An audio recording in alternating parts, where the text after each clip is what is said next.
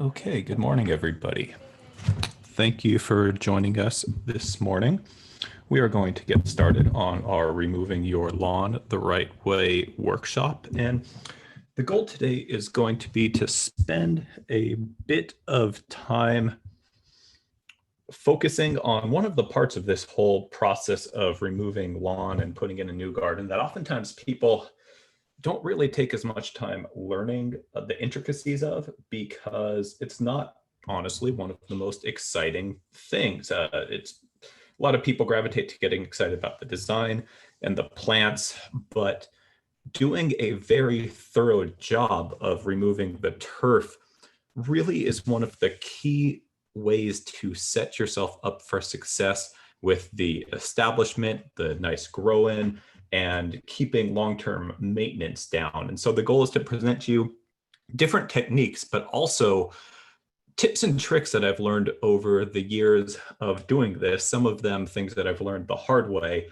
to set you up to not make mistakes and really be able to have the most hassle-free project overall.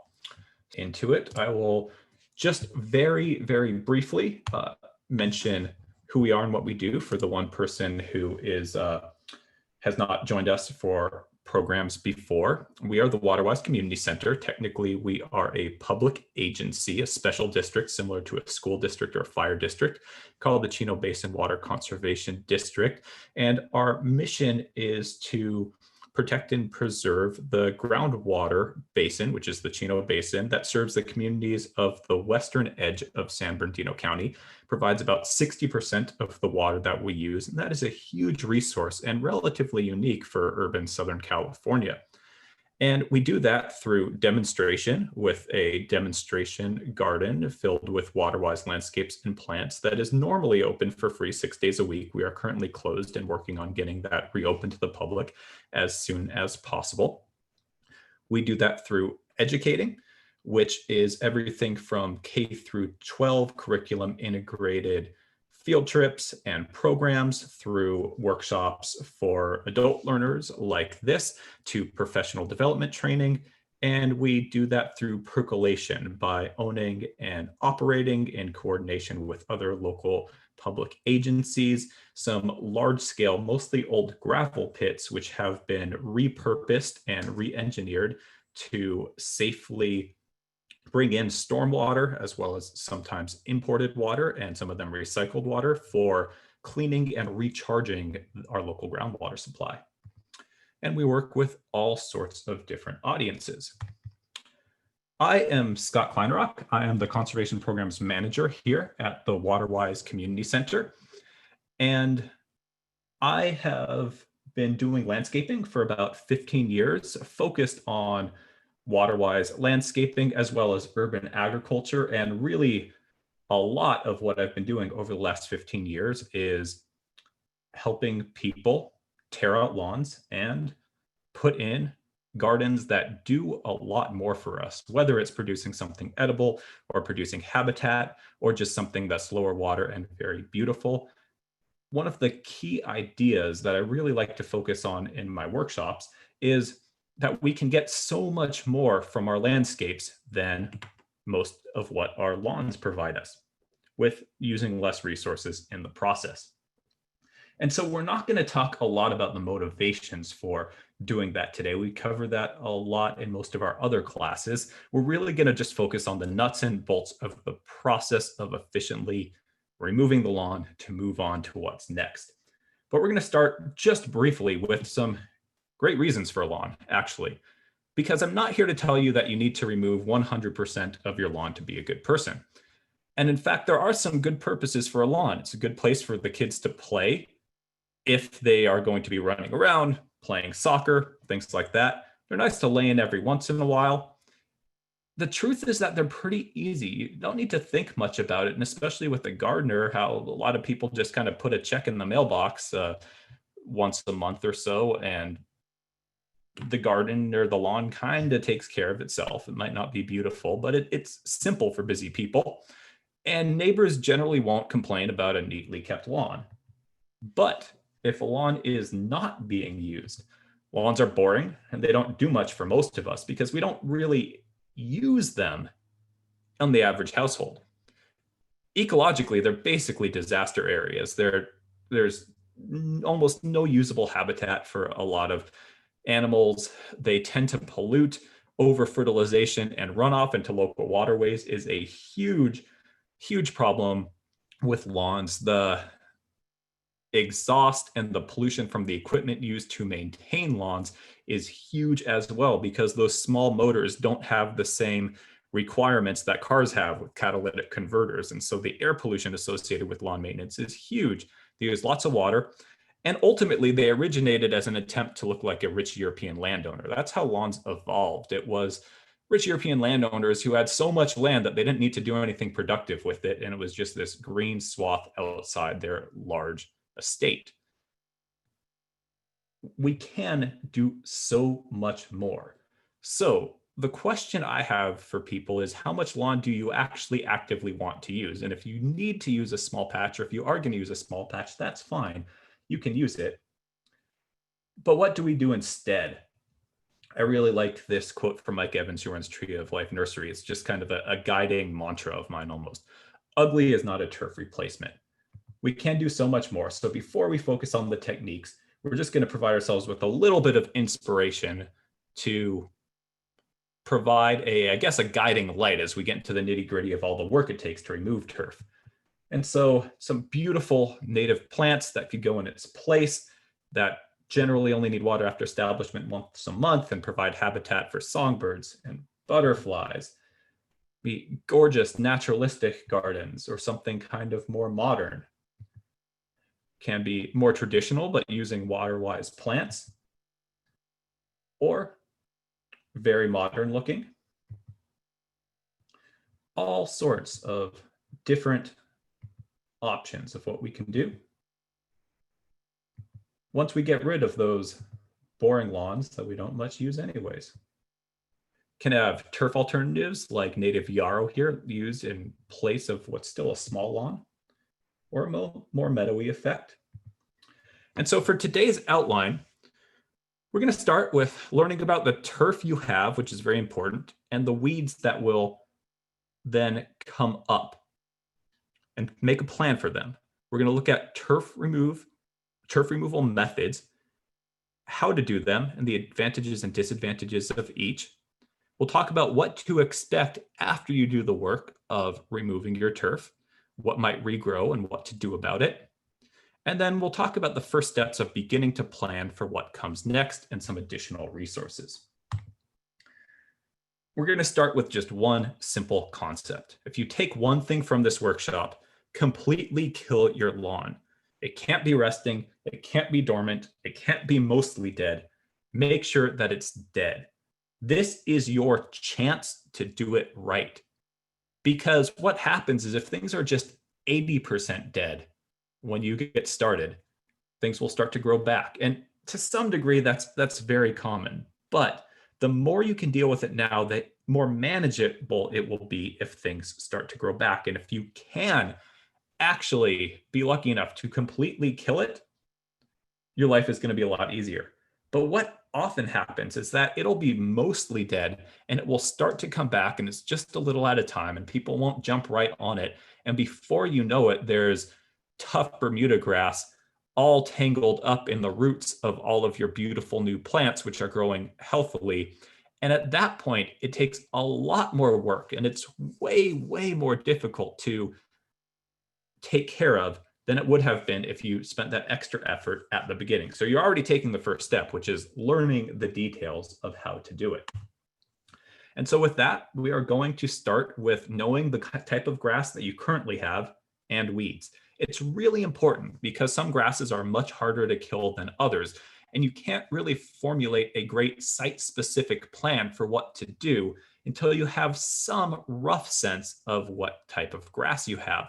And that's in general broad categories. You don't need to know the exact variety name of the specific grass, but there's a few large categories. And so we're going to start with fescue. And this is the most common grass that people plant in Southern California. It's tall fescue. It's a cool season grass, which means it grows mostly in more moderate weather, but it's green year round. And so this is very common, like marathon, sod, or seed is really common as a fescue blend. There's lots of other trade names as well. And the key thing to identify this is that it's green and growing all year long. So in the winter, during the coldest times of the year, lots of our other grasses will kind of turn brown because of the cold, even if they have all the water and nutrients that they need. Fescue is a kind of broadleaf, dark green, and grows all year long. The good thing, if you have fescue, is that it's the easiest to kill. It's the one that really, really doesn't want to live in Southern California. And this is the one type of grass that you pretty much can kill by turning off the water for a few months and just really neglecting it. However, even if you started with fescue, most of us have either significant amounts or significant enough patches of Bermuda grass in our lawns. There are some that are intentionally planted, but a lot of it is just kind of a weedy, wild Bermuda grass, which grows all over the place. And even if you didn't start with it, chances are in most suburban and urban Southern California lots, there is some of this in your landscape. It might have blown in from some in the neighbor's yard. It very often will come to your yard if you have a gardener or a landscaper crew that comes and mows your lawn, because those lawnmowers will transmit the seeds of Bermuda grass to every stop that lawnmower takes. Bermuda is what's called a warm season grass, which means it's green only in warm temperatures. And in our winters here, depending on exactly where you live, it can be green a lot of the winter as well. But if you have some patches that turn brown, no matter what you do in the colder parts of the winter, that's going to be Bermuda. Or if most of your lawn does that, that's going to be Bermuda. And Bermuda is the hardest grass to take care of. It is truly a survivor because it can turn totally brown, whether it's from cold or whether it's from drought. But when it does that, that doesn't mean it's dead. That can just be a state of dormancy where it's biding its time until it has the right conditions and will come right back. And so oftentimes during turf removal projects, what is seen is that people will turn off the water to their lawn. The whole lawn will go brown. They'll think the lawn is dead. They'll maybe dig out some of it and they'll plant. If they're following the right schedule, they'll plant in the fall, start watering in the fall. And if it cools off in the fall, or if they're planting late in the fall, they might not see a lot of activity from the Bermuda grass, especially if they put down wood chip mulch all winter long. But then when the heat of spring hits, right when their new plants want to start growing, that Bermuda grass will come back and come back aggressively. And so a lot of what we'll talk about as we go through different techniques is how effective they are for Bermuda grass, because it's the toughest one. And I've seen it in different degrees in most projects that I've been involved with or seen in Southern California. It's just often around. If you have a front yard like this in your neighborhood, many of us do, this is Bermuda grass that is also going to seed, and it can transmit from seed. So this is just a situation where some of this might come back into your new landscape, and we'll talk about that as well, just from new seeds coming in. This is also how it spreads from lawn to lawn in neighborhoods, one of the main ways. You might also have St. Augustine grass. Chances are, if you have St. Augustine grass, you might know it. You probably planted it intentionally. Someone may have done it before you moved into that house. It's not one of the most common grasses in Southern California, but there are some nice things about it. In fact, for lawns, it is one of the lowest water requiring grasses that still has that wide, lush leaf. It's very tough. It is a warm season grass as well, so it can be quite a bit of work to get rid of, but it doesn't spread quite as aggressively as Bermuda grass. There also might be Kikuyu grass around. This one is even less common intentionally planted, but it is quite tough. It does often show up as a weed in landscapes, and this is another warm season grass as well. So it can go dormant in the winter, and you really need to make sure that you take care of it ahead of time. So all of these, again, I will make sure are posted up. So you're not going to be able to memorize the differences of them, but you will be able to download from that cbwcd.org/presentations website. I will make sure that this is at the top, hopefully by the end of the day today. And so you can refer back to these as a reference for the different types. You really want to keep an eye on that kind of stringy, stemmy Bermuda grass. And then if you are moving away from mowing your grass, the seed heads are a really pretty good indicator of what kind of grass you have. And Bermuda is very distinct. Bermuda will start to go to seed after no more than 2 weeks in warm summer weather after not being mowed. Sometimes it could go to seed even quicker than that. And so those almost like starburst shapes are really what to watch out for. And if you're in the process of getting ready to take out a lawn, you really don't want to let more seeds develop on your property if you can avoid it.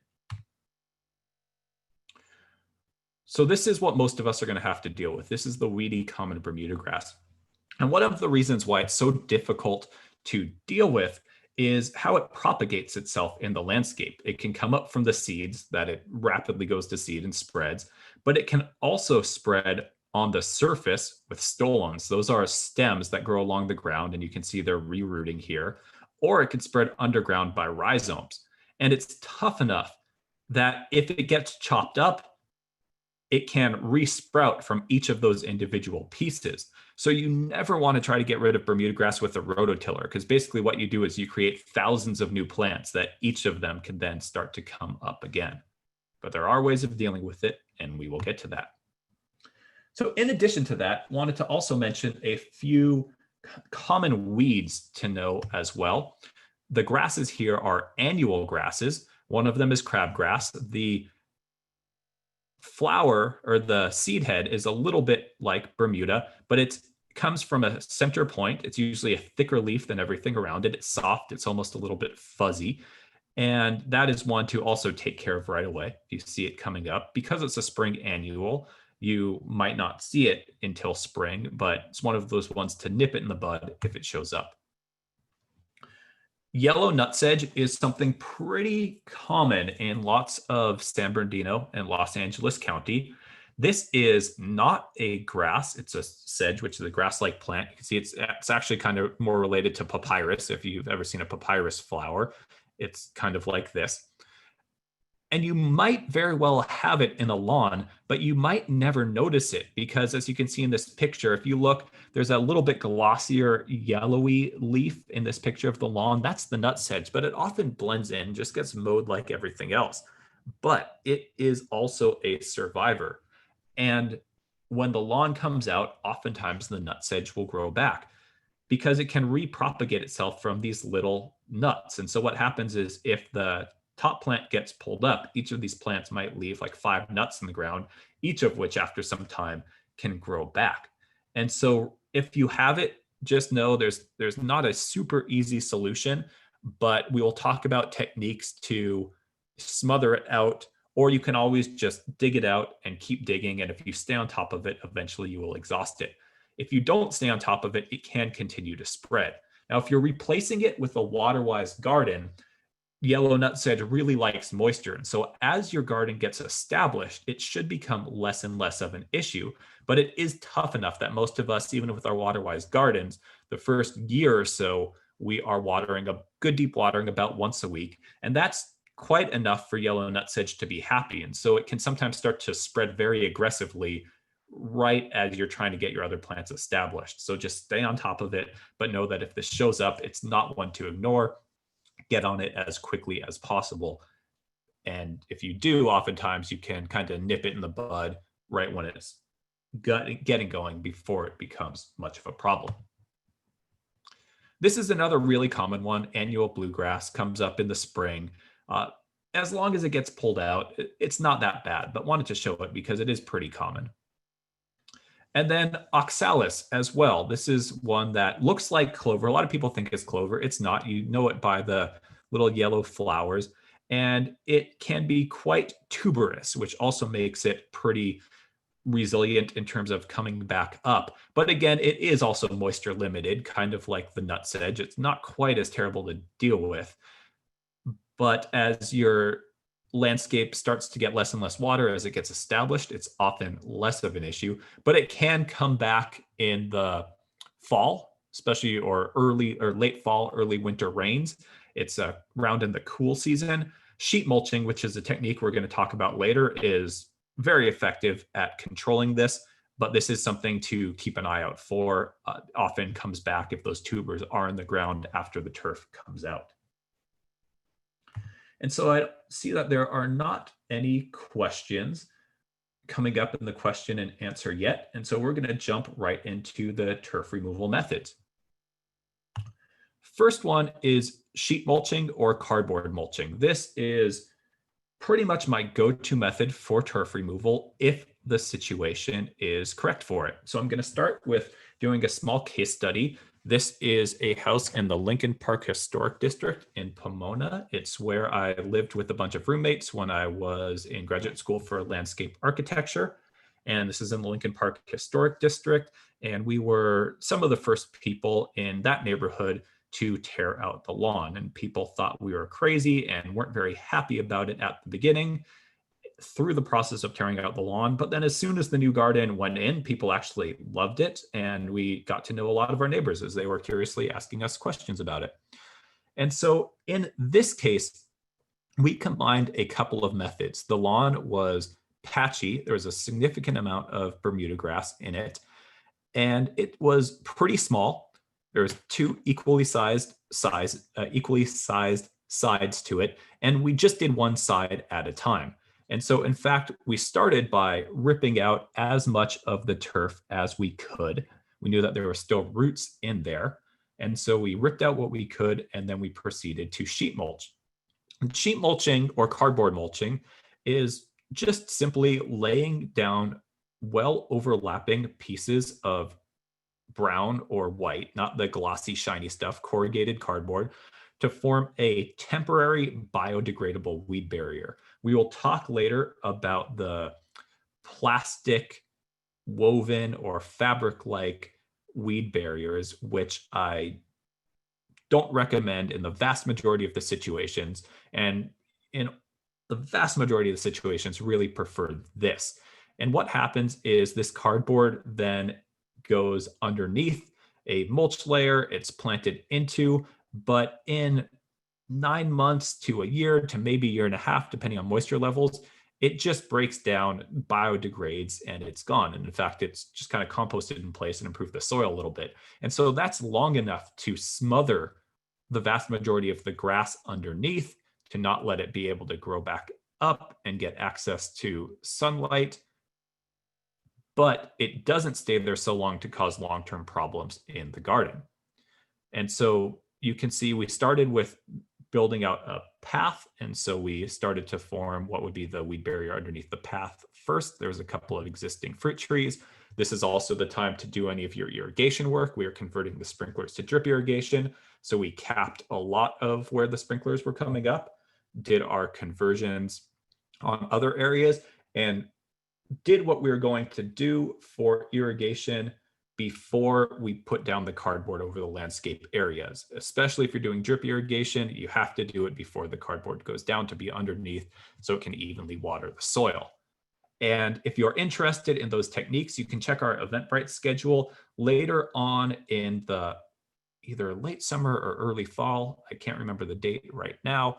I'm going to be teaching a class specifically about converting existing lawn irrigation into a irrigation system for Waterwise gardens. We're going to look at both how to do it with drip or high efficiency sprays. So if you want to learn more about that part of it, please join us then.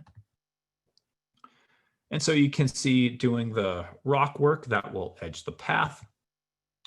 In this garden, we are doing some California native plants, but we are also having fruit trees and herbs as well. And so we wanted to improve the soil.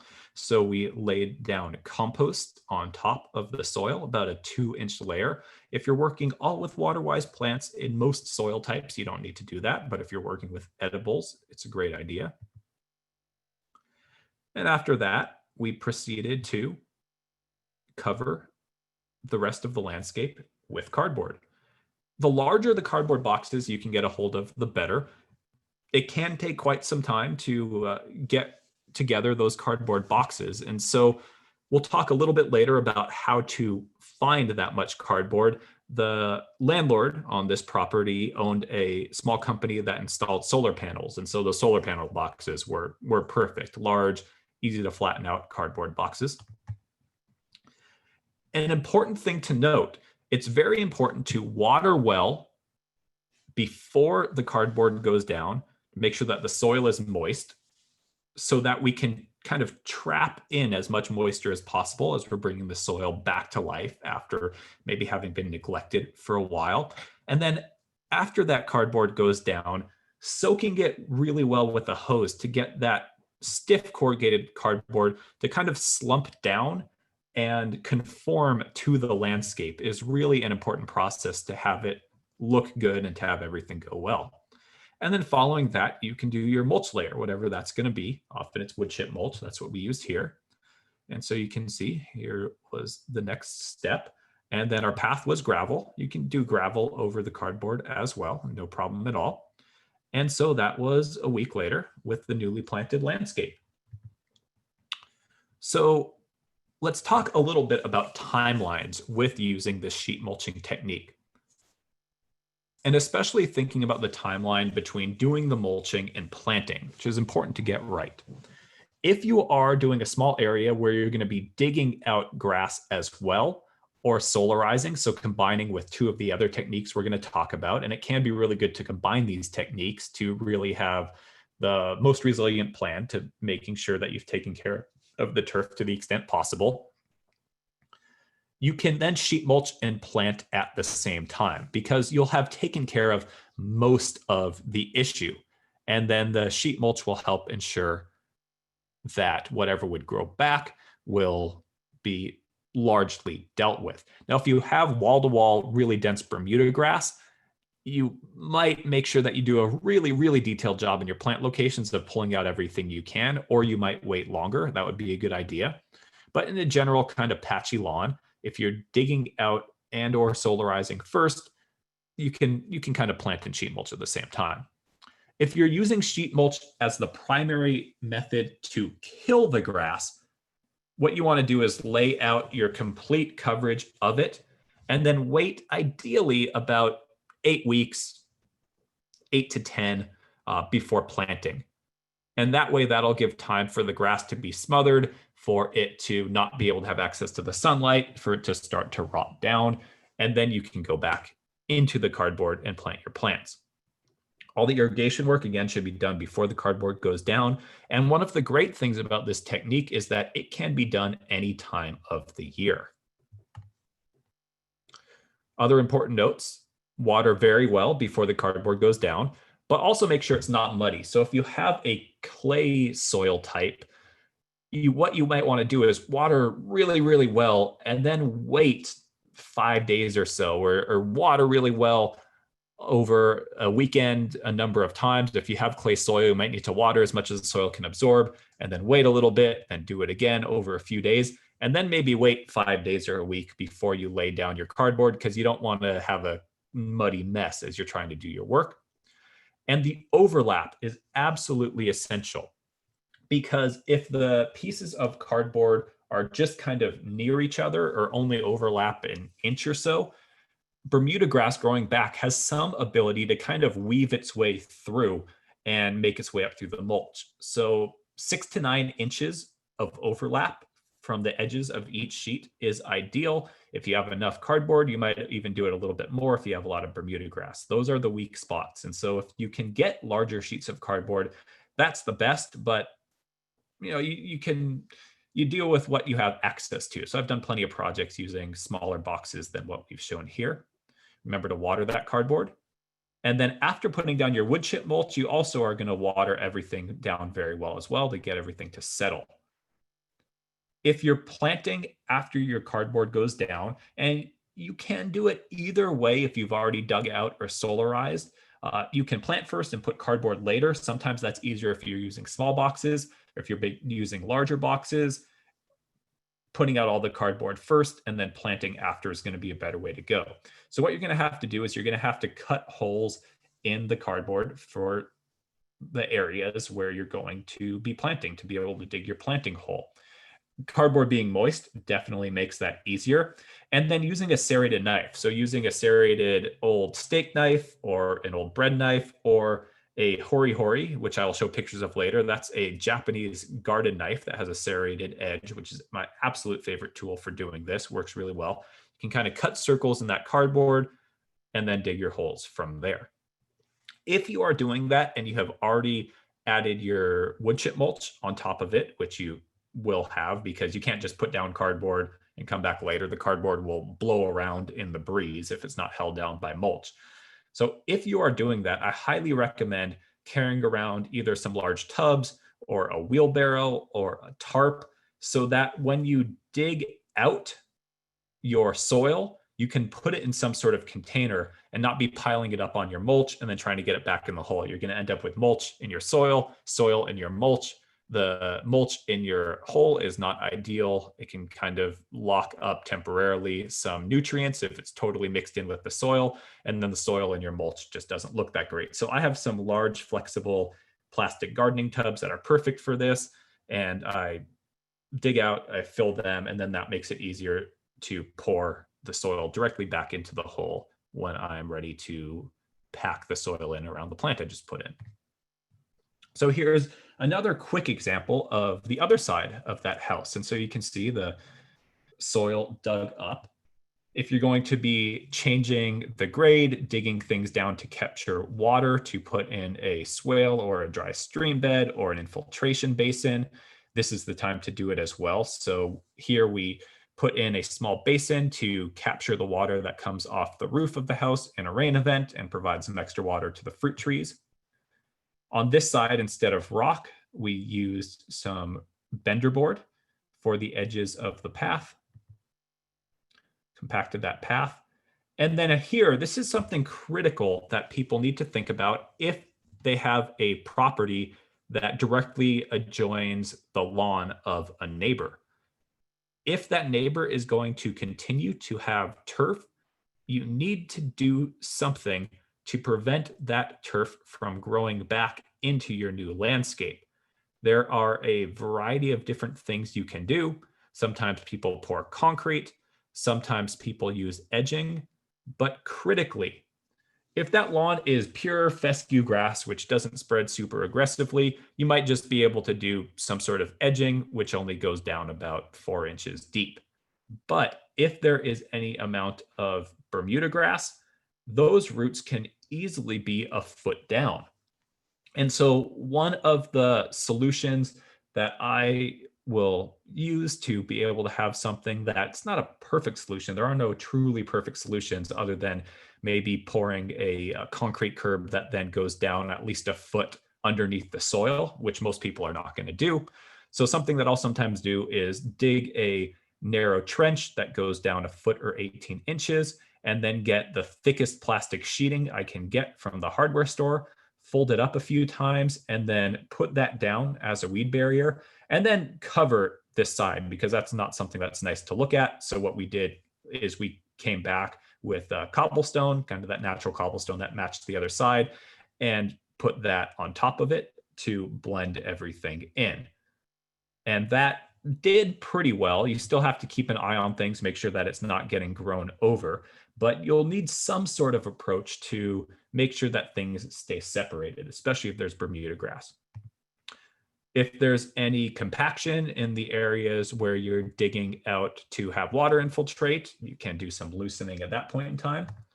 And then here's a much younger me, watering everything in, making sure we have that good soil moisture.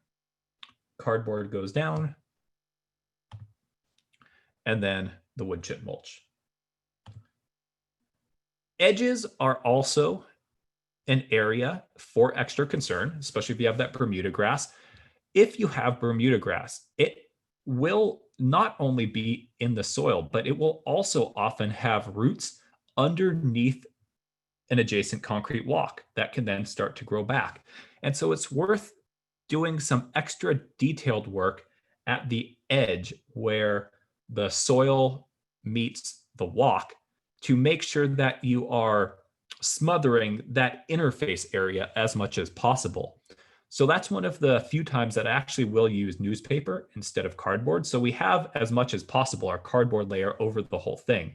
And then I had a stack of back copies, just old copies that were left over at a store that let me take of a weekly free local newspaper and just kind of laid them out whole issue at a time. If you only have a couple sheets of newsprint, it will not be very resilient. It'll break down too quickly. So laying it out thickly and then putting the new wood chip mulch on top of it.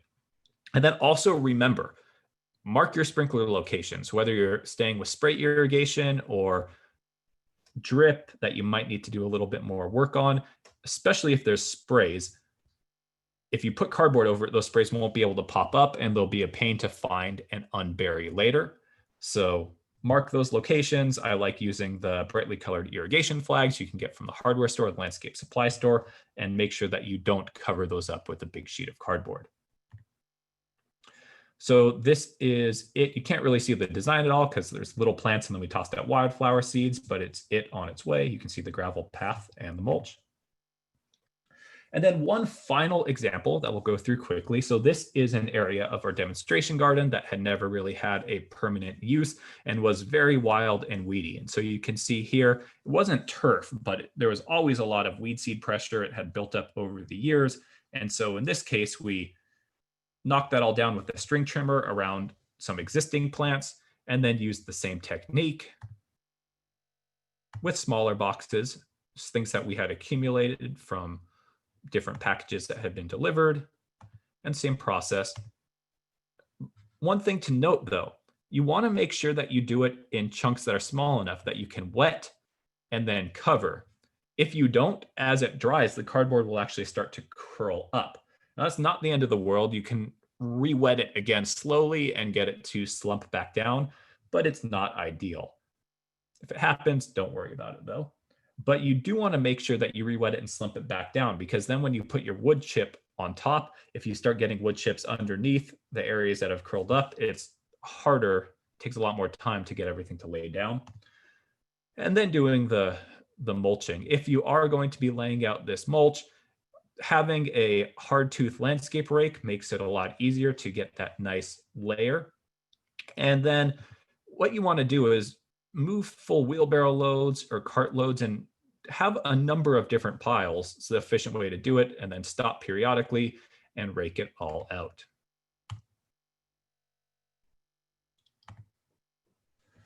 And so what I am going to do, if the technology works well, it seems like it's working, is just draw out a few additional techniques. If anyone has any questions about this cardboard or sheet mulching part, this is going to be the conclusion of that section. So please type them into the Q&A. But there's one other thing that I really wanted to mention, and I figured drawing it out will be the easiest way to do it. And that is what to do when you have, so this is almost like if we've cut away into the earth, where you have maybe a sidewalk, and then here's the level of your turf. One of the great things about the sheet mulching technique is that when we start to lay down our cardboard, it advanced my slide. It's not what I wanted to do. There we go.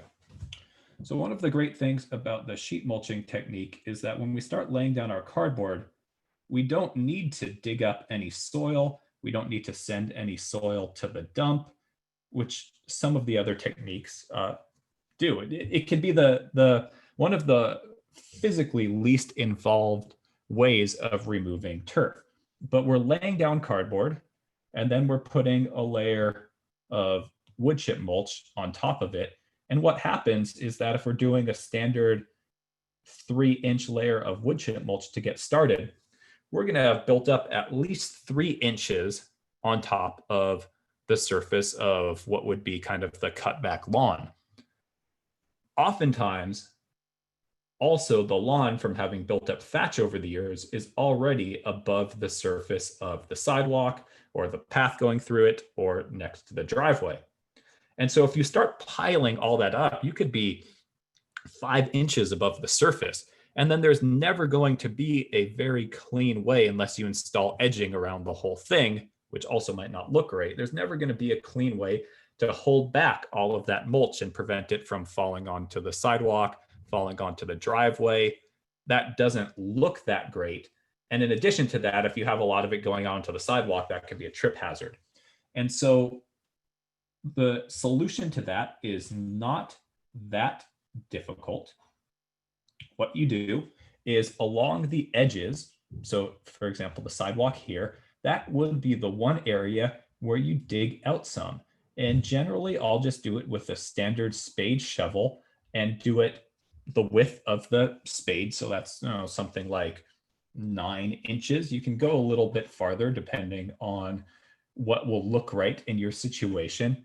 And you're going to want to dig down not super deep. You're only going to want to dig down probably about 1 inch to maybe 2 inches, but I try to keep it closer to 1 inch.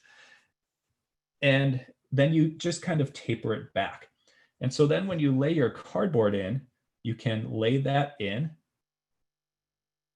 And then if the rest of your landscape has 3 inches of mulch, it can just get a little bit shallower as you approach the sidewalk, so that your end level is just even or just slightly above the sidewalk. And so there's a few reasons for that. One, it looks nice. But the reason why I make my mulch layer a little bit thinner and not the full 3 inches is because over time, mulch tends to break down. And if our mulch layer gets thinner in our main landscape, it doesn't really matter that much. But when you're dealing with a sidewalk or a walking surface for people, if you start with a 3-inch mulch layer, then it happens to break down to 1/2 inch. There's over 2 inches of open space at the edge of the sidewalk. And that could be a hazard for somebody to roll their ankle off the side of it or something like that. It's actually relatively common. And so by only having about 1 inch of space there, it's a little bit less hazardous if you don't get to refreshing that mulch layer right away. And so that's kind of one of those last details for really making the sheet mulch work, especially in a front yard situation or if it's next to a patio or a driveway. And with that, if there's no questions, we will move on to our next technique. Oh, sorry, one last note on sheet mulching. Where to get that much cardboard? And so that can be the challenge. And here are a list of kind of solutions that I've either used or people who I have talked to have used.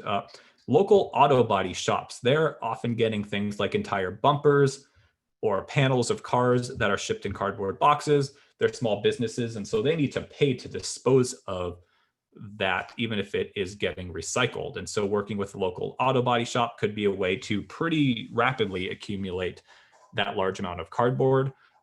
I have a contractor who lives a block away from me, and one of the things that he regularly does is installs new residential kitchens.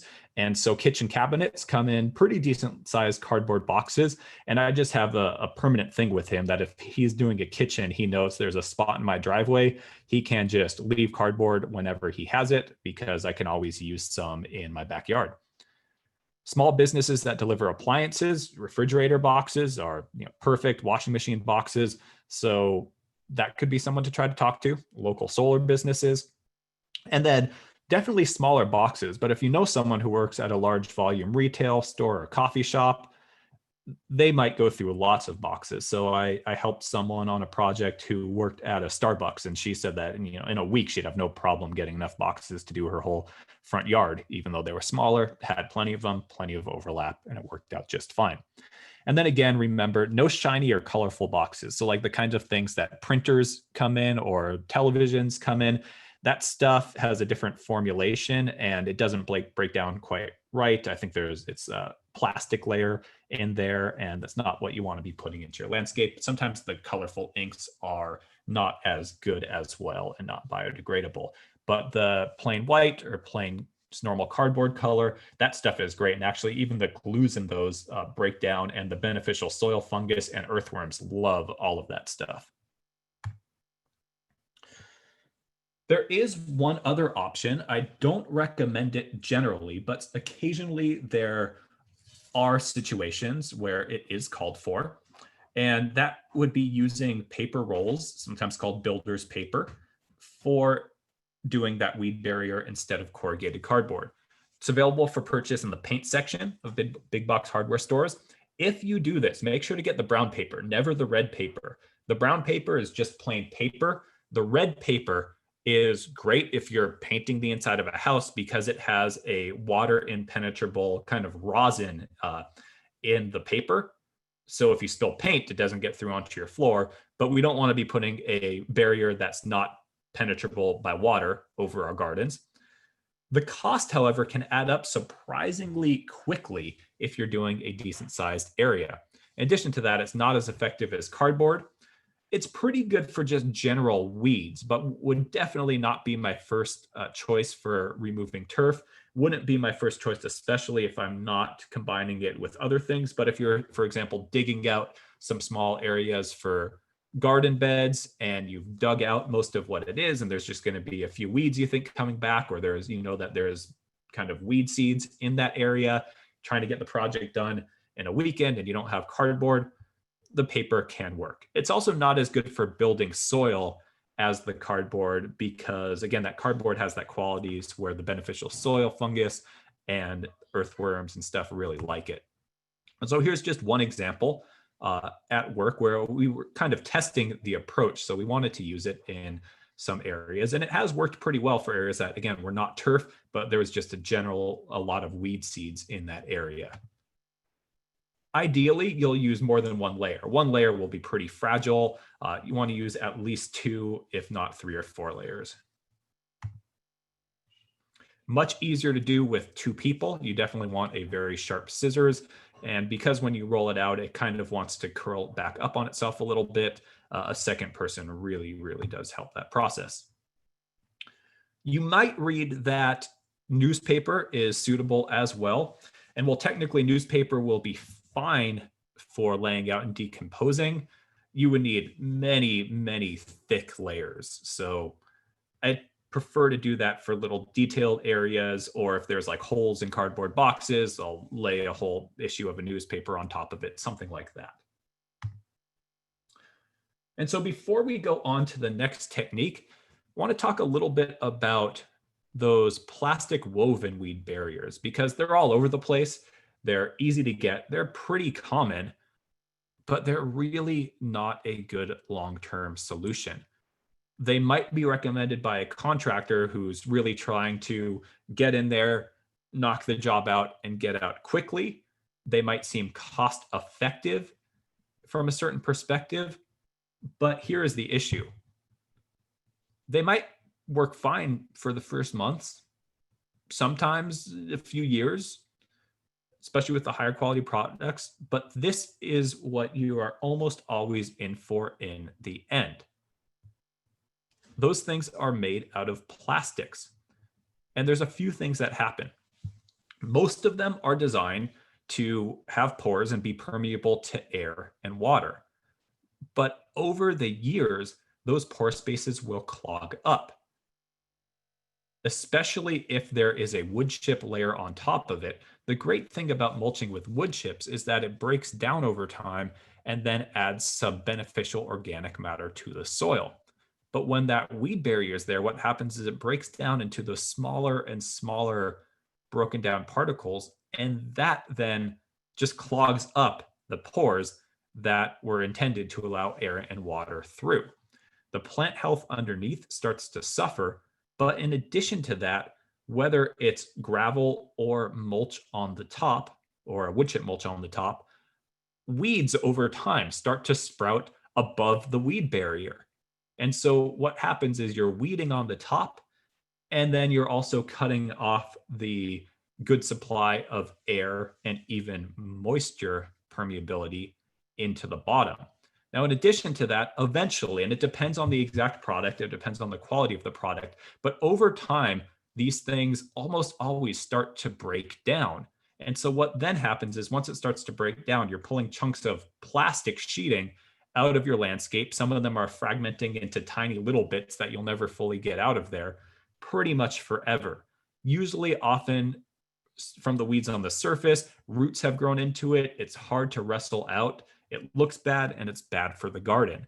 So it's tempting because if it worked as well as it's advertised, it could be a good solution.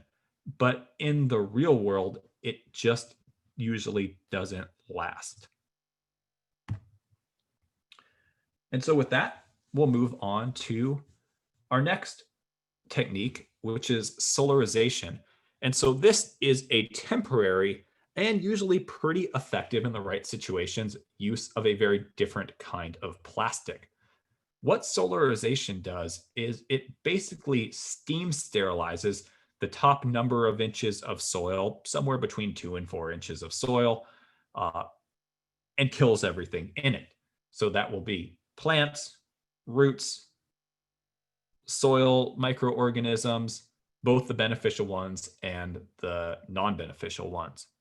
However, it's been highly studied because this technique is also used in agriculture. They found what happens is that the beneficial things in the soil that are also aiding the plant cycling nutrients and things like that do seem to be able to recolonize after the solarization process is done much faster than the pathogens or the non-beneficial things that we don't want around. So can be good in the right place, but again, nothing is a perfect all-purpose solution because it will only work in full sun to be able to get that concentrated heat gain. And if there are roots from nearby plants that you want to keep, like shrubs and trees, then it will fry those as well. So for example, I would be fine with using this in the more open areas of the lawn, but I wouldn't want to get this quite as close to plants that I want to leave. On the right side, this is a little bit more reasonable, I think. So you might combine different techniques like you see here, where underneath the tree, they went with sheet mulching, but then they're solarizing farther out, or if it's just an open area as well. You'll notice the wood, the bricks, the rocks. One of the reasons why is because that is extremely important to have the plastic down as tightly as possible. If it's loose and can flap around in the wind, you'll never accumulate the right or the necessary amount of heat to do the work. It needs to be held down like a film as tightly as possible. And we'll talk a little bit more about that in just a minute.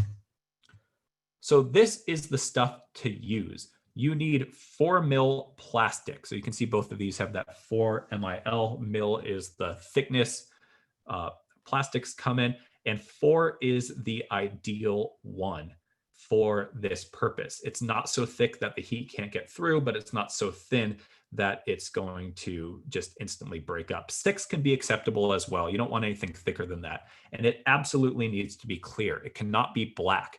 It needs to kind of create a greenhouse. So black, the surface will accumulate heat, but it won't transmit the heat as effectively as the clear.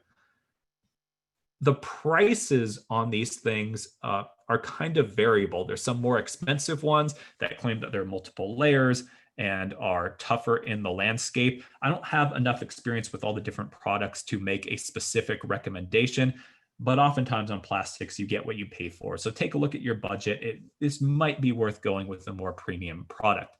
And then also take a look at the sizes. It comes in a lot of different widths and lengths. So think about the size of the area that you're working with and look at what's available. Even if you just look online at like Home Depot and Lowe's, you can see there's certain things that they have in stock, but there's other things and other sizes that you can order and they'll ship to your house for free. So for example, a 20-foot wide sheet would be much more useful in a lot of places than a 10-foot or a 12-foot wide sheet, because that's less seams that you need to worry about overlapping, that you need to worry about holding down in just the specific way.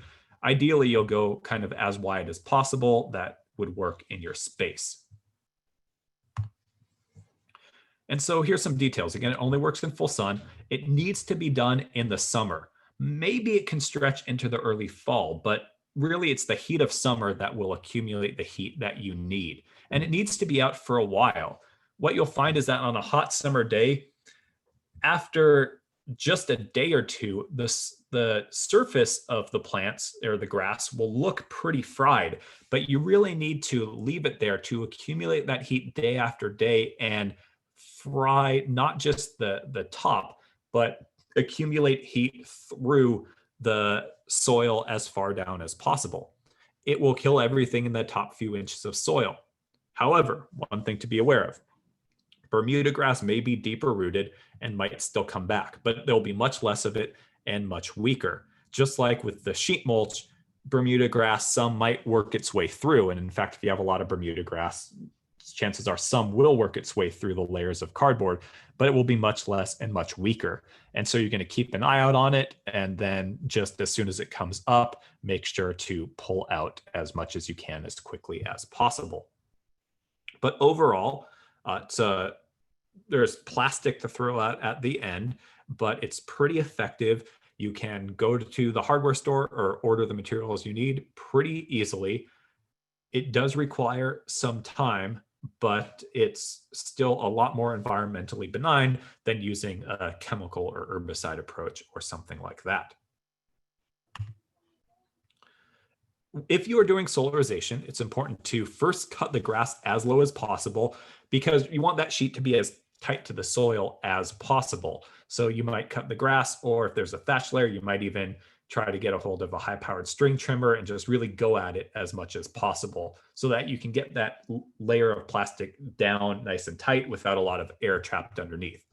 You want to water very deeply before you do this, really digging with a shovel and making sure that the soil is going to be quite wet, at least a foot down, because the heat is able to accumulate through the soil moisture. Essentially, what you're doing is steam sterilizing the top few inches of soil.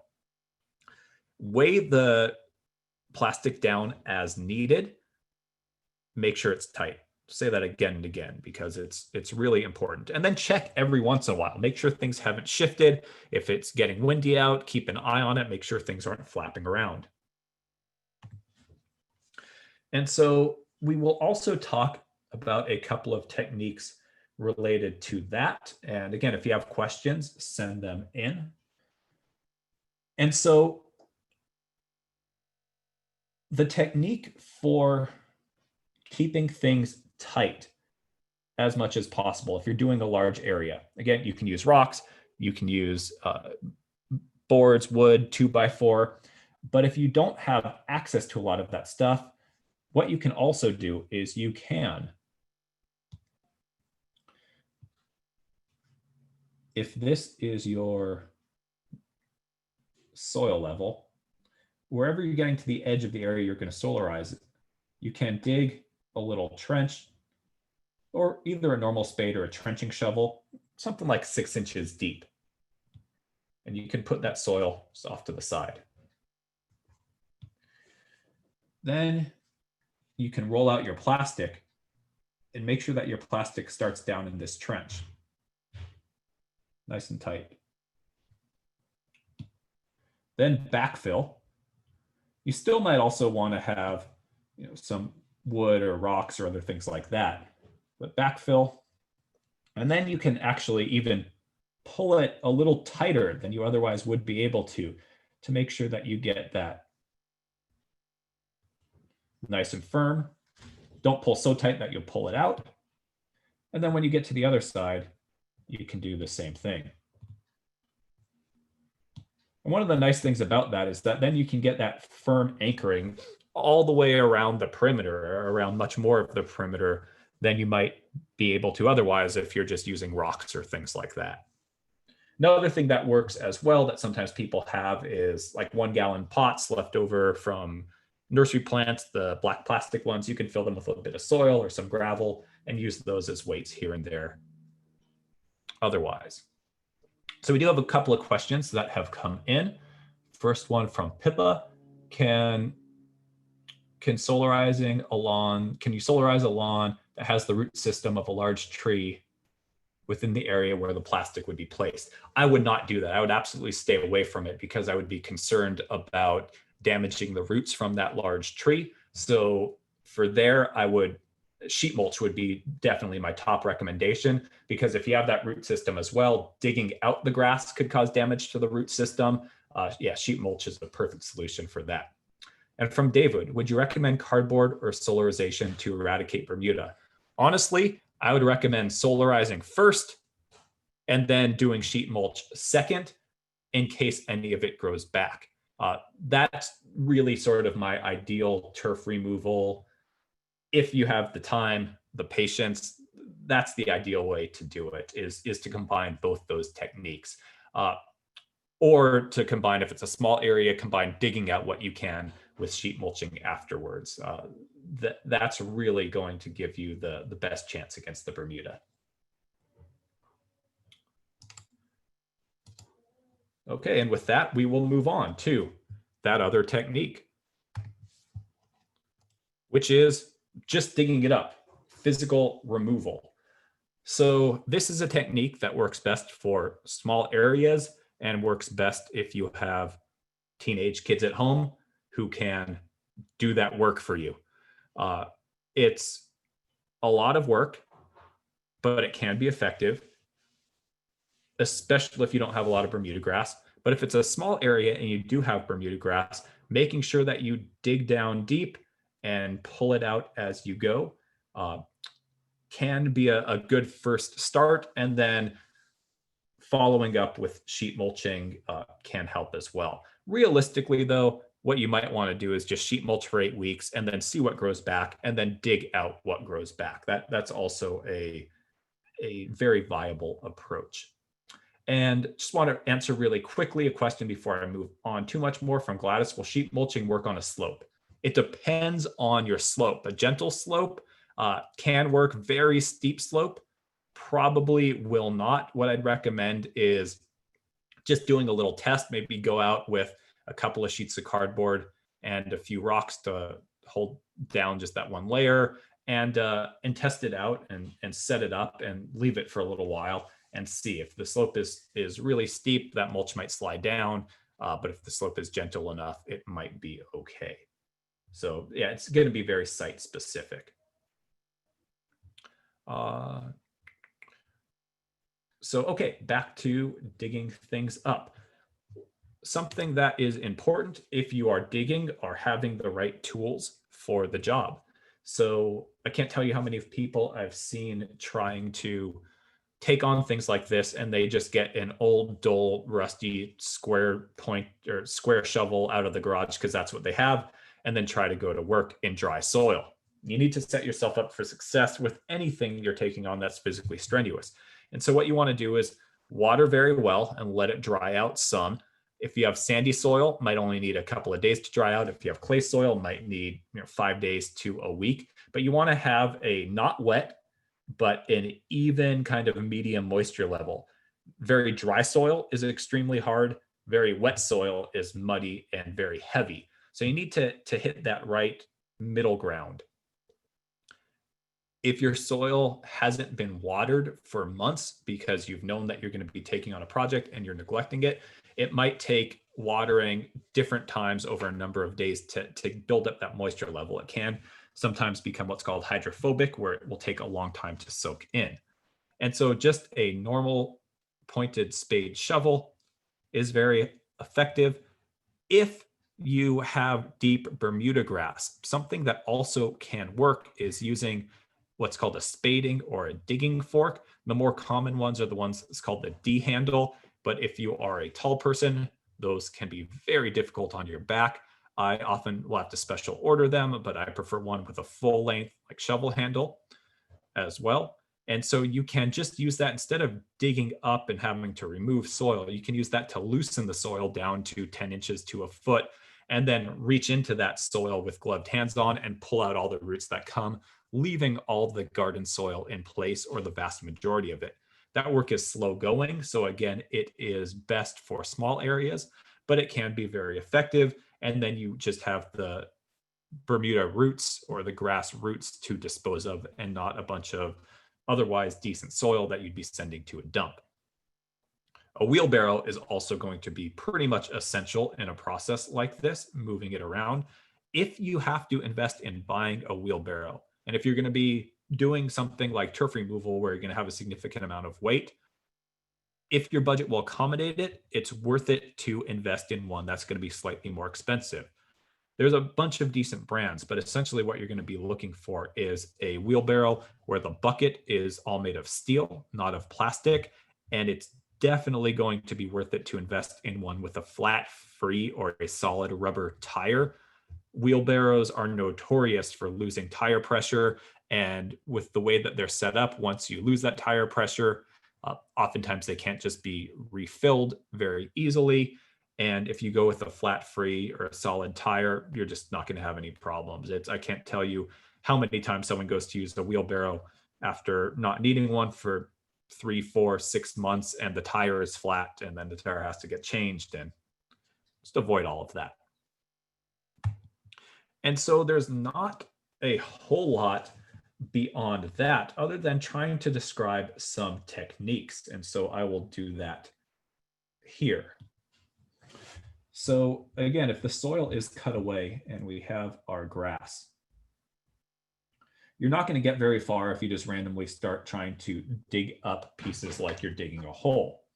And so if you're working with a shovel, what you want to do is you want to use that shovel to press down into the grass almost along a line. So if you're looking at a patch of grass from above, like that, what you'd want to do is pressing down with the shovel using your foot. So wear boots. If you have boots, wear them. If not, the best thick-soled, I guess, tennis shoes that you have, not something to be done in flip-flops, because a shovel is a tool that's meant to be kicked, really. And that's the technique that you're going to be needing for this.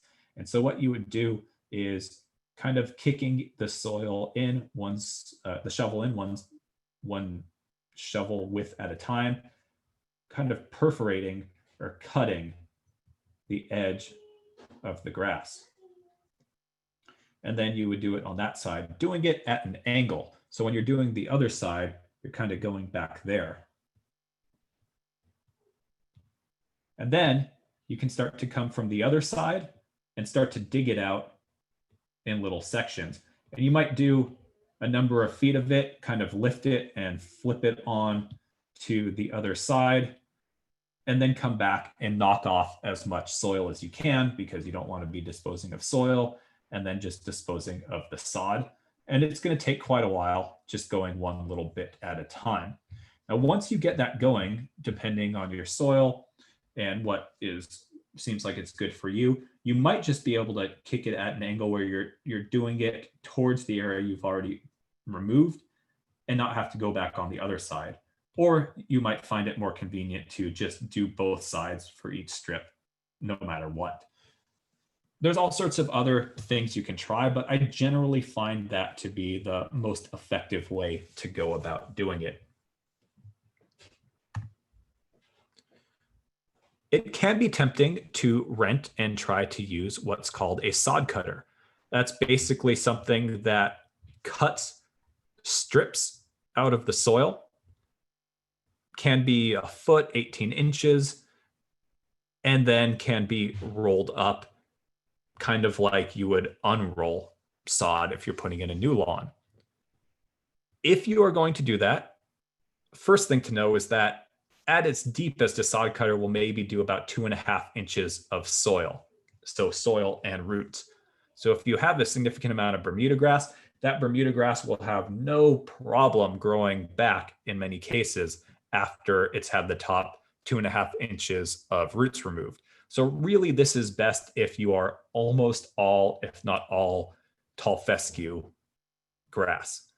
Can be effective on tall fescue, not effective on Bermuda. You'd want to mow the lawn as low as possible to make sure you're getting as deep of a cut as possible. You want to make sure that the soil is reasonably moist, but not wet. Again, that medium. It won't cut well into something that's super dry. It won't cut well into something that's muddy. And then cut as deep as possible.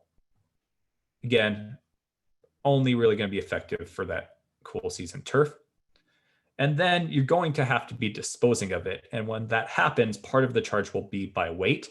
And so you might want to let it dry out for a while after you do the cut to reduce that weight. Expect if you're going to be renting it, which you would, there'd be no reason to ever have to own one of these unless you own a commercial landscaping company. Expect to pay about $150 a day for the rental. However, the bulk of your cost for that will be disposal, because you will never be able to wait long enough to pack that into your green bins, and it's going to be too heavy to fill up a whole green bin anyways. It needs to be disposed of in a special way, and that's pretty much always by renting what's called a lowboy dumpster. That's this kind of style of dumpster. It's used for construction debris, concrete, or things with soil in it for the specific purpose. So you would call up the company. There's a number of companies that would serve and provide this for almost anywhere in Southern California. And you're going to tell them that you're removing a lawn, so it's going to be a combination of grass and soil. That's where it's going to get expensive and the cost can add up quickly. So those dumpsters can usually hold 10 cubic yards of material. They're 16 feet long, 8 feet wide, and 2.5 feet tall. So it needs somewhere to go. And then they can hold about 10 yards. So that's the equivalent of about like 10 small pickup truck loads. There's also a weight limit, which is usually 10 tons.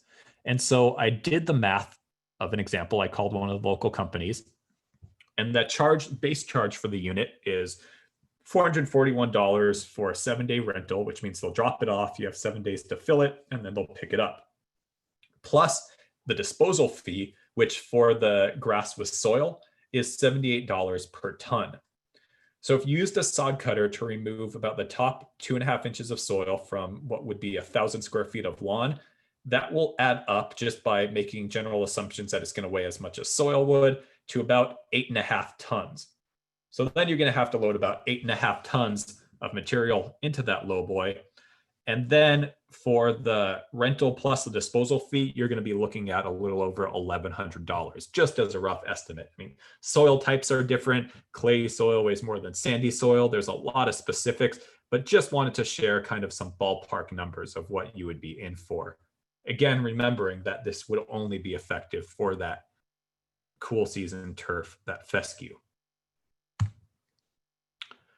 And if you're working with the contractor, this might be what they would default to, which is using a bobcat, which is this machine, to scrape the top few inches. If you can avoid this, you're going to want to do that, because even though this is a relatively small tractor, these things still cause a lot of soil compaction. I've actually studied this in construction sites on a project that I was working on the construction management for. There's disagreement from the construction managers and the people long-term invested in the landscape about whether or not this would cause harm to the soil. So we actually took some loose soil, had a bobcat with some soil in the bucket run over it a few times, and then actually tested the compaction on it with a geotechnical field engineer. And we found extremely high levels of soil compaction after just a few passes going one way and then another way. Now, if you're removing concrete and planting a garden afterwards, they've already compacted underneath that concrete to put that down. So probably no problem. And then you can think about loosening the soil later. But if you have an area that's been lawn for a long time, this is going to be a technique that will quickly get rid of the top few inches of grass. Again, Bermuda might still grow back, but it's going to cause so much additional harm that you're going to have to think about decompaction. You're going to have to think about hitting utilities as you try to dig out the garden, or you're then going to have to establish a new garden, usually of plants that want well-drained soil in an area where you've just compacted the soil. So again, every situation is different. If there's a huge landscape renovation, maybe it would be called for, but in general, best to avoid.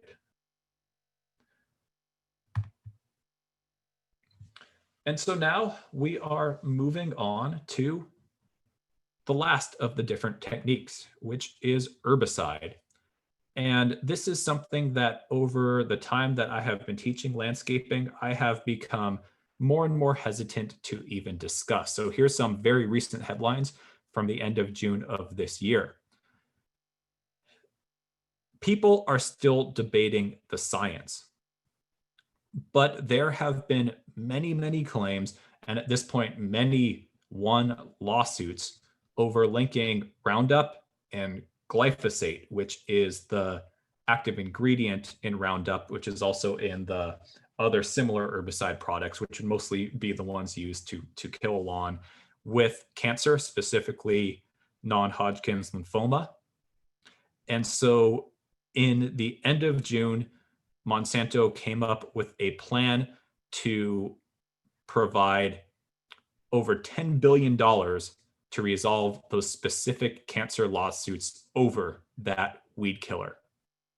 They offered that much money because there was a complex legal framework that they were proposing with that essentially would make it much harder for additional people to sue them after they paid up that $10 billion, because they realized that potentially they will be liable for much, much more than that $10 billion of lawsuits. Now, since then, there's been some things that have come out in the last couple of days that made it look like the courts might not let them do that, because part of it was they were going to create a panel of scientists, of which they would get to put some of the scientists on the panel that would then be looking at lawsuits instead of juries, and the courts were not in favor of that. But the herbicides, which you can get this herbicide at Home Depot, at the landscape supply store. If you go to any of those places and say, I have to kill my grass, what do I spray? This is what they're going to give you. But it has become more and more of a hot button issue, and there are starting to be a lot of lawsuits that have been won claiming that this has caused cancer in people who have used it. So I'm not going to tell you to go use this, but I do know that sometimes, even after all the precautions, I talk to people and they decide that they're still going to. And so here are some just precautions if you are going to go in that direction. Do the research and absolutely make sure that you wear the proper personal protective equipment, which includes, among other things, long sleeves, boots. You don't want to get this stuff in your eyes or on your skin. When it's being sprayed, it can get picked up in the breeze. And so don't spray it when it's breezy or windy, because you will inhale much more of it, and it could also blow onto your neighbor's roses, and they will be very upset with you.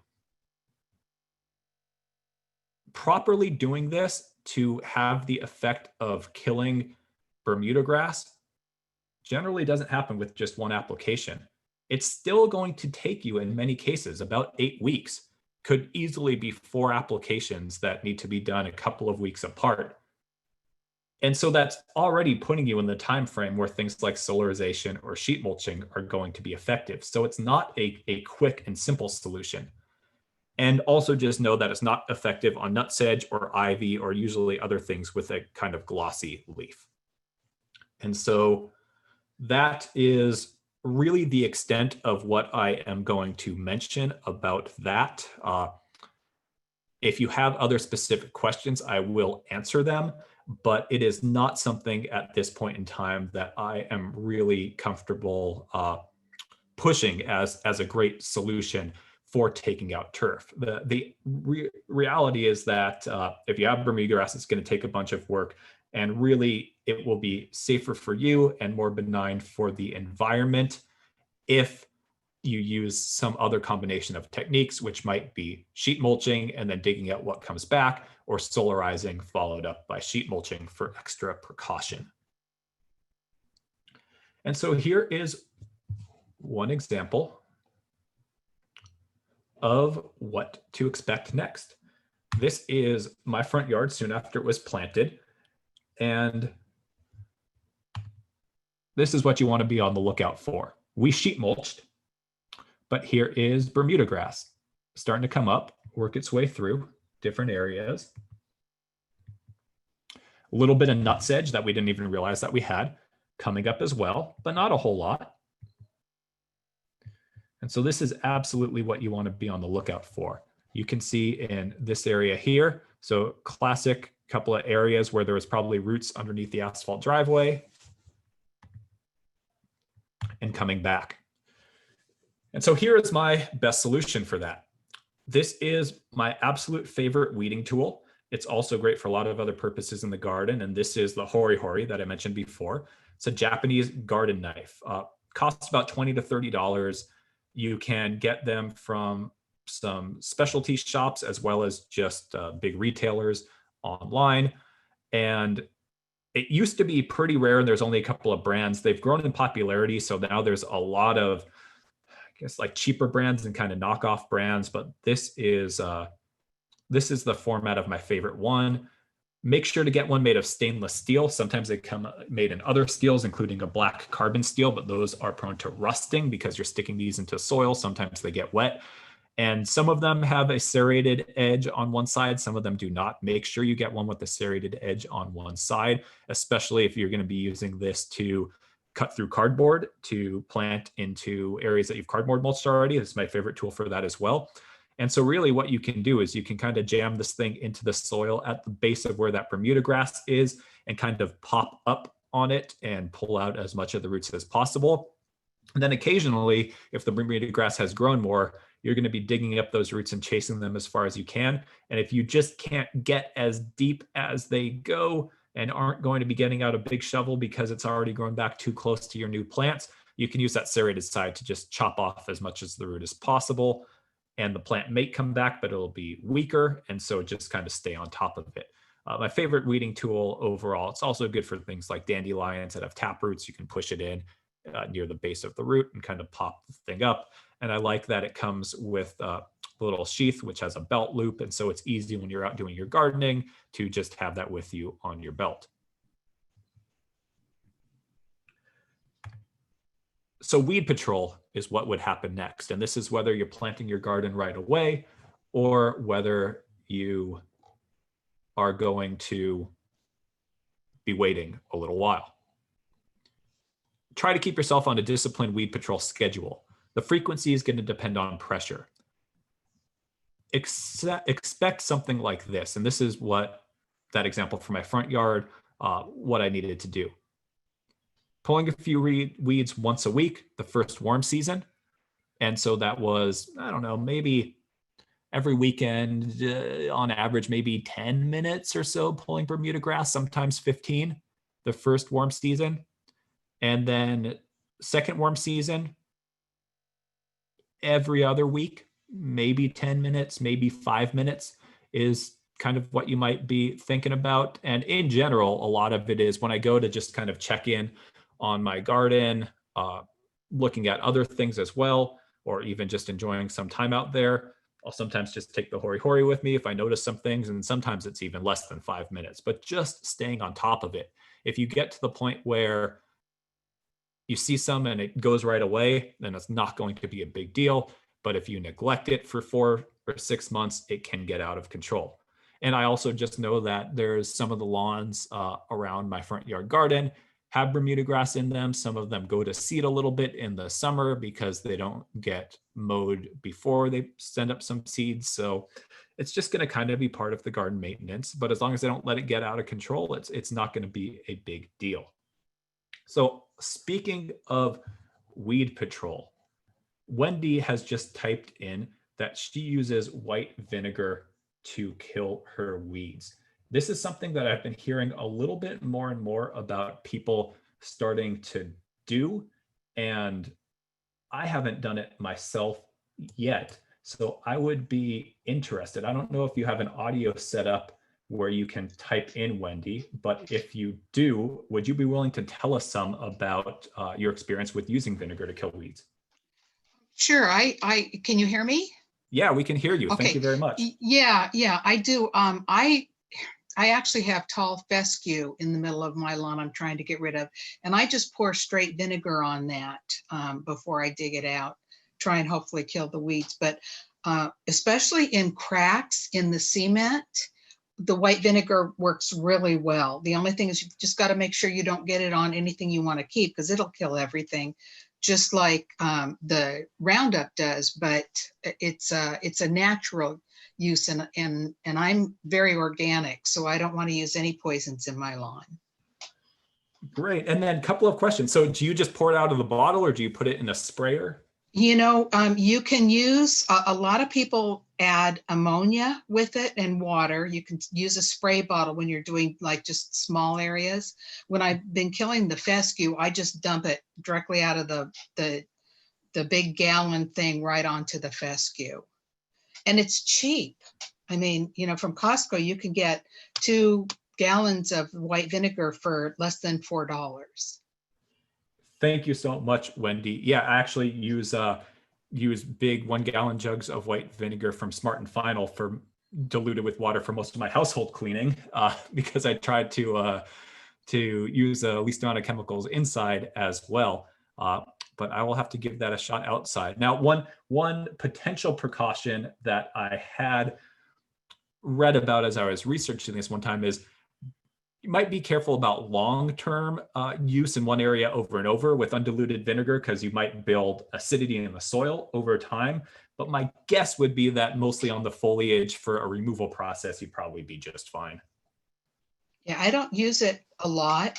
I do a lot of hand weeding, but like in cracks of your cement, if you can't get the root out, I dump vinegar on there. I spray vinegar on that. Thank you very much, Wendy. And I actually have some cracks. My driveway is old and asphalt, and I have some weeding I need to do there. So I think I'll give that a shot. There you go. Okay, let's see. We don't have any other questions that we have come in. So this is not going to go till noon, but we have plenty of time for other questions and answers. This is a much more kind of self-contained and I guess less of a scope of some of our other workshops. But I do want to talk about some other things that you should be thinking about right now if you're starting to think about taking out a lawn. The first one, which you should definitely be aware of, is SoCalWaterSmart.com, which is for Southern California, the regional resource for most of the rebates around water efficiency. It's managed by the Metropolitan Water District, which is the imported water wholesaler for most of Southern California. Their water will often go to a local wholesaler, which then would go to the water agency that you actually pay for your water. And so a lot of the rebates are coordinated to be most effective at the regional level through them. The rates might be slightly different because your local water retailer might have kicked in some extra money. But this is where you would go to get information about the turf replacement program that they currently have, which will, in most areas in Southern California, qualify you for at least $2 of a rebate per square foot for removing turf. It can be pretty brown. You don't need to water it to turn it green, but it needs to be there. The thatch needs to be there. $2 a square foot or more in our local area that the Waterwise Community Center serves. Most of the water agencies are offering $3 a square foot. And so you could apply here and get all of the information. It does need to be replaced with the Waterwise garden that meets certain requirements. It has to have a certain plant density. Everything has to be permeable. So you can't put in like concrete that doesn't have spaces in between for the water to seep in. And it needs to have some sort of feature that helps capture and hold some rainwater. But this is a place where you go For all of that information and to actually apply, you also need to upload can be very simple, but a design at the time of your application. And if you are interested in a more in-depth discussion of all the rebate requirements, you can join us for our upcoming Landscape Transformation Basics workshop, which, I have the slide from last month and here, sorry, it was June 18th, but our next one coming up, which you can find on our Eventbrite page, I believe is July 16th. Oh, there we go. Next line, July 16th. And that's going to be online just like this from 6 to 8:30 p.m. Or you'd be able to check out a YouTube recording afterwards. And so we go over all the requirements, including that, what they call the sustainable component, which is the capturing water part.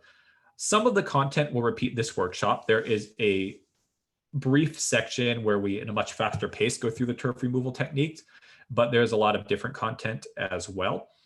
And so the quick link, if you want to get to any of our other online workshops, is cbwcd.org/workshop-reg for registration. And then one important thing to think about is construction planning, in addition to thinking about your design and what you want to do, is make sure you consider it, especially before you start taking out turf. One thing to mention that I don't want to forget about the turf replacement rebate: you have to apply for it before you start taking out your turf. So don't get excited today if you want to get that rebate and go right down to the hardware store and buy your tools and start digging out your lawn right away. You have to get approved. Or if you've already removed part of your lawn but will be doing more, you can pause and you can do your whole project, but you would only get approval for the amount of lawn you still have left. So for construction planning, first important thing is make sure you consider it before you get excited and start tearing out your whole lawn. Are you going to put your new garden in all at once in phases or a bit at a time when you find the time, which is often how I do my home gardens? Plan to plant in the best season, which is mid to late fall. I think about it like right after Thanksgiving is the sweet spot. That's when, for our Waterwise plants, there's still enough warmth to stimulate some growth, but even if it's hot, the days are a lot shorter. And what'll happen is it might grow some in the fall, some might keep growing through the winter, but you might not see a whole lot of growth, but things will be rooting in, kind of getting established underneath the soil. And then for most plants, when the heat of the next spring hits, they'll really get going. Summer is the good time for contemplating design and killing turf. Remember, Bermuda grass, if you're going to be doing your solarizing, or if you're going to be using herbicide, you have to do it when it's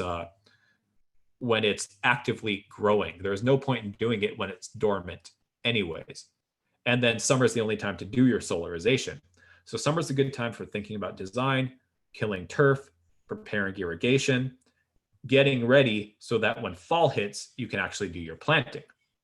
Think about your budget, think about your design, how that works together. And if you're going to be working with a contractor, bring them in as early as possible. Start talking about costs, start bringing in multiple contractors to get multiple bids, checking references, and good contractors are busy. So if you are going to be working with a contractor and you want to get them to do a project where they're going to be planting in that best season to plant, that mid to late fall or early winter, then make sure that you work with them early so you can try to get on their schedule.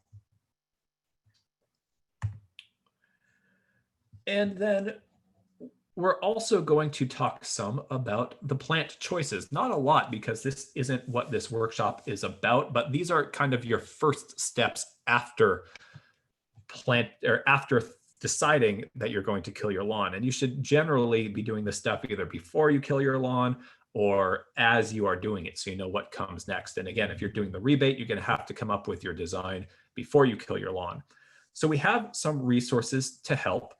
I would be happy to do a demo of the Inland Valley Garden Planner website that we have, but I'm not going to do it right now because I know a lot of people on this workshop have been to our classes before.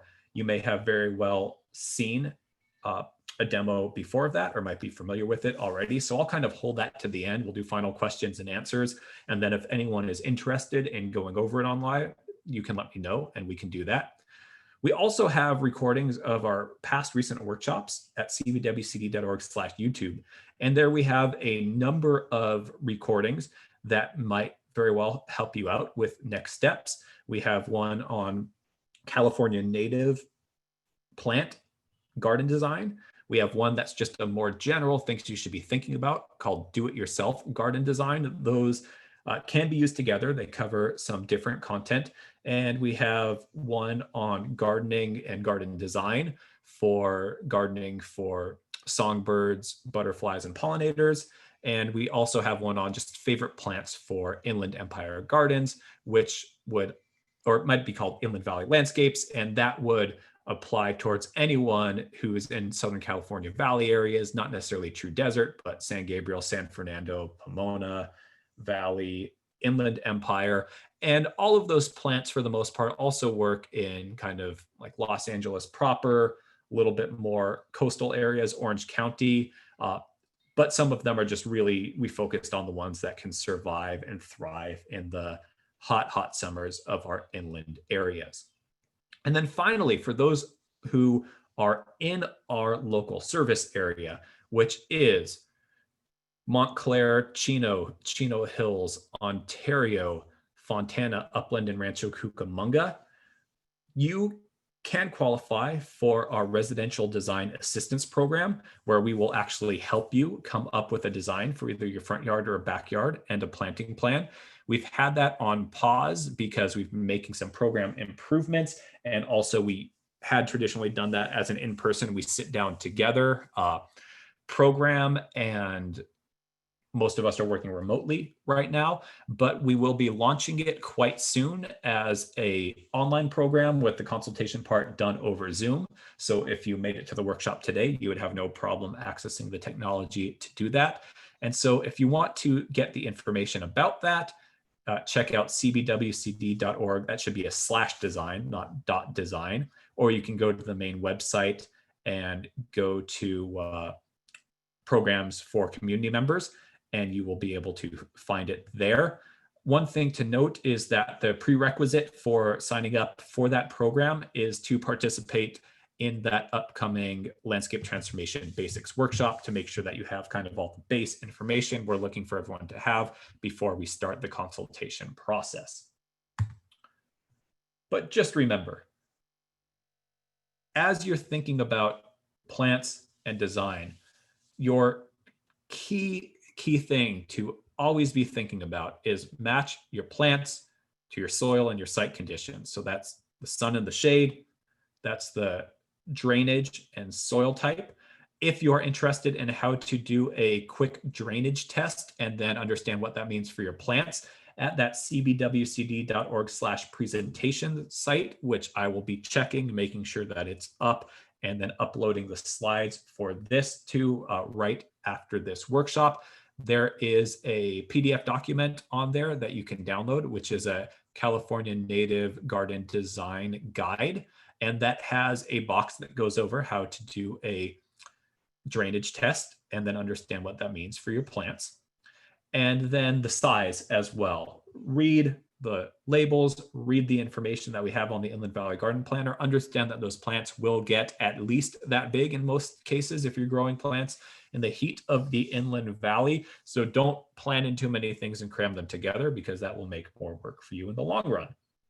So to kind of wrap things up, and then we will have plenty more time getting back to questions, just wanted to go through a brief, longer overview of the process that we used for my front yard.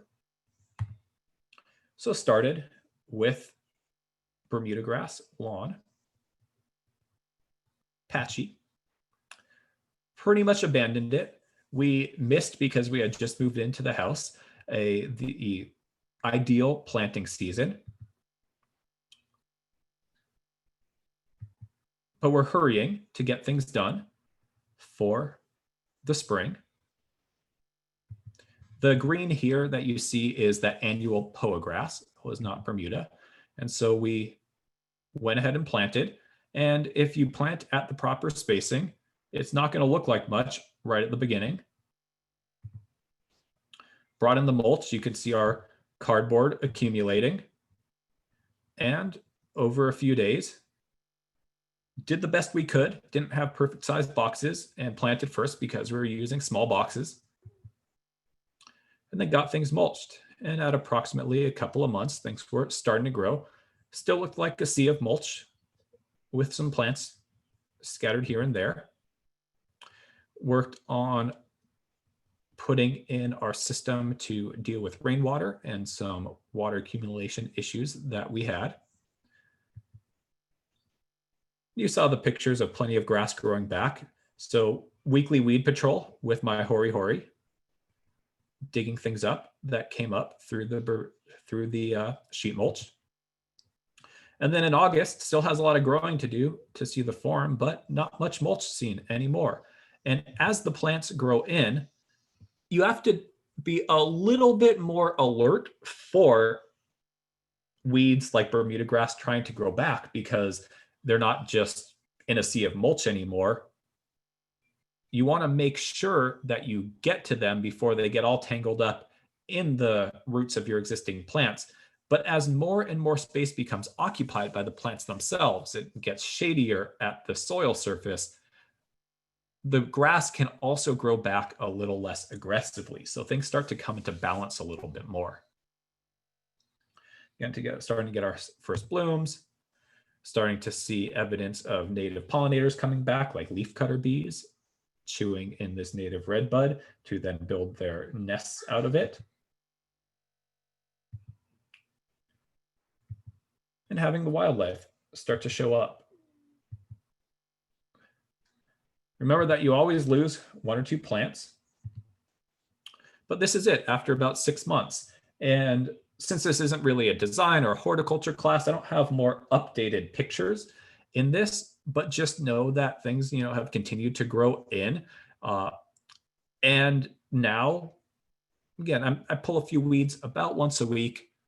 If I stopped doing it altogether 6 months from now or next spring, there probably would be some issues. But right now, it's just kind of pulling out. I don't know, last weekend I was out doing some other stuff in the garden, trimming things back, and probably pulled up sprigs of maybe 10 pieces of Bermuda grass here and there. Not big clumps, but just kind of one thing coming up. Some of them were 6 inches long. Some of them I got into a couple of feet, but just coming up from one little thing, oftentimes in the shade. And, probably took no more than 10 minutes overall to take care of it, and probably won't have to do that again for 2 to 4 more weeks. And so with that, that's the last slide, and have plenty of time for questions, which I will start right now. So starting with David. Will solarizing soil that doesn't have actively growing Bermuda kill Bermuda roots?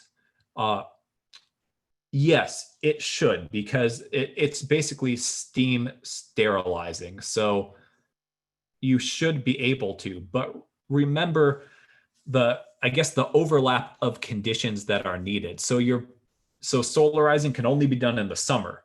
And so unless that soil is bone dry, that Bermuda will not be dormant in the summer.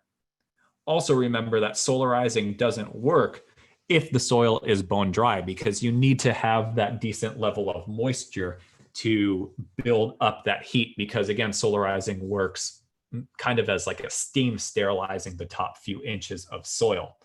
So if you have Bermuda that's super dry because the soil hasn't been watered for a long time, make sure you get it nice and wet. And then, you can roll out the plastic before the Bermuda turns green again.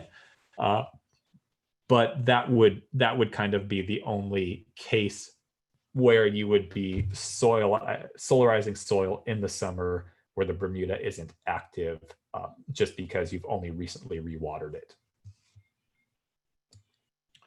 From Brenda. Do I know of any similar design programs in the Bay Area? Actually, I do not, but I am not fully in the loop on all the programs that they have going on up there. I do know that more and more local water agencies are trying to figure out how to help people with design. So probably what you would want to do is get in contact with your actual water provider that you provide, that you pay your actual water bill to. see if they have anything. And you also might try to find out if there's a separate regional water wholesaler, because sometimes they will have regional programs that your water provider should know about, but sometimes how like information is set up on websites, it's not that hard to find. The easiest thing to do to find out about it would probably be most water retailers have at least one staff member, if not more, who are just dedicated to conservation programs. And you can often get their contact information. They often, part of their job is to answer phone calls. And so you can get in touch with them and they should know if there's anything like that available to you. Question from George. What's the website for National Wildlife Habitat? Did you have your yard registered with them, and what is the process to get it registered? Yeah, let's go back a few slides, George. Oh, let's see. Let's go back a few slides. So it's a project of the National Wildlife Federation. And so you can see the link here, nwf.org/garden. And so basically what this process is it's pretty simple. You essentially make a donation to them, and then you can also order the sign, which we like to have because our garden, I think, is very beautiful, but it's the wildest looking front yard in the neighborhood as well. And so this kind of lets people know a little bit about what's going on there. And so basically there is it's a self-certification process where they have a form and you tell them you need to be doing a couple of things in each of a number of categories to be able to qualify. And so you tell them what things you're doing in which of the categories and fill out the paperwork and make your donation, and then you qualify. And so realistically, you can have just as good habitat value by doing all those things anyways, but the sign is sort of nice to spread the word.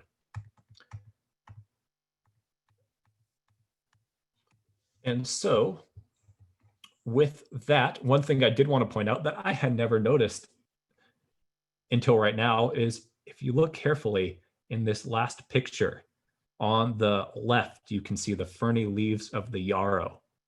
And you can see just a little Bermuda grass poking out of there. So remember to be vigilant, but you don't need to stress about it. I'm pretty sure that this would have been one of the areas that I have already pulled out this season. And actually this was quite a bit while ago in the spring, so I'm sure I got it. But I'm going to continue to use this picture in future presentations just to show that you need to keep an eye out. This easily could have been something not at all related to the Bermuda grass that was there during the turf removal, but could have blown in from the neighbor's yard. George, what is the best way to get rid of oxalis weeds? Sheet mulching they really do not stand up to sheet mulching. And that's one that even a few layers of paper or some newspaper rather than cardboard could probably also be effective. Cardboard definitely, but oxalis, they have a lot of tuberous roots that grow back really quickly. So I've not tried solarizing for it. It might work, but they are pretty thick, very well hydrated roots. And so I wouldn't be surprised if solarizing is not super effective on them. It might be just fine, but they're very good at growing back after being pulled out from any of those little tubers, but they don't have a lot of strength. So like nutsedge, I still prefer sheet mulching for trying to deal with nutsedge, but nutsedge grows back pretty strong. It's pretty sharp. And so it has some ability to pierce through the cardboard. Usually a lot less comes back. And then I just pull out what comes back. But with oxalis, it doesn't come back up with a lot of strength. And so what I find is if you put down some cardboard where it's growing and some wood chip mulch on top of it, or whatever's going to be appropriate in that situation, that usually I won't see it again. It'll just kind of rot down underneath and give up. What about in established lawns? Oh, that's a good question. I don't have a great solution for you for established lawns that I would want to recommend. Probably what I would do is carefully dig out as much as I can of the Oxalis and the root system with that hori-hori knife, knowing I'll do some damage to the lawn, but knowing that the lawn will grow back, or depending on the kind of lawn, can be reseeded in that little areas.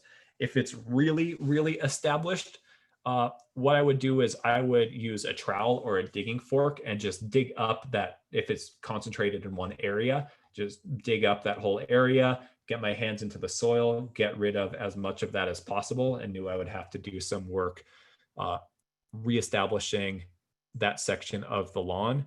There are herbicide products that are marketed for dealing with broadleaf weeds and not killing the grass. Some of those are pretty nasty chemicals though, so I personally would not recommend them or feel good about recommending them.